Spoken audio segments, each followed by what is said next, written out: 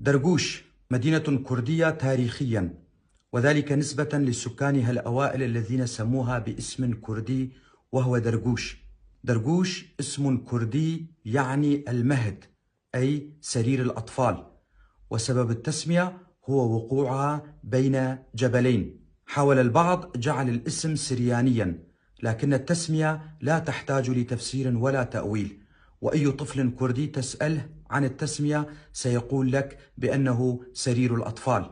درقوش مركز ناحية تتبع إداريا لمحافظة إدلب، منطقة جسر الشغور في سوريا، حيث تقع على الحدود التركية ويفصل بينها وبين تركيا نهر العاصي. عدد سكانها حوالي 30,000 شخص، تسكنها عشيرة شيخان الكردية، ومن عوائل هذه العشيرة آل ديبو، آل سعدو. آل سعدو يعرفون في درقوش بآل قريش، وآل كردو، وآل برو، وآل حسينو، وعدد أفراد هذه العائلات يتراوح ما بين 2000 إلى 2500 شخص.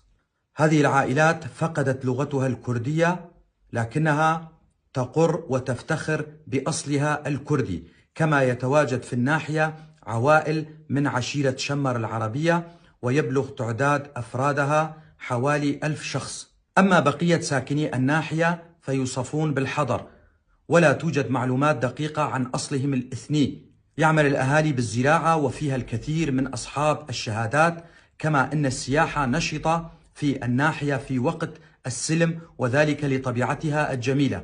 وصلتني أسامي العائلات الكردية في درقوش من أحد أبناء الناحية، وأنا ألقيها بصوتي. أنا علي عبد الله كولو، محام من منطقة درباسية. أتمنى على جميع أهلنا في ناحية درقوش أن يتعلموا لغتهم الكردية وأن يعلموها لأولادهم، فلغتنا الكردية كبقية اللغات هدية من الله، وعلينا أن نتعلمها.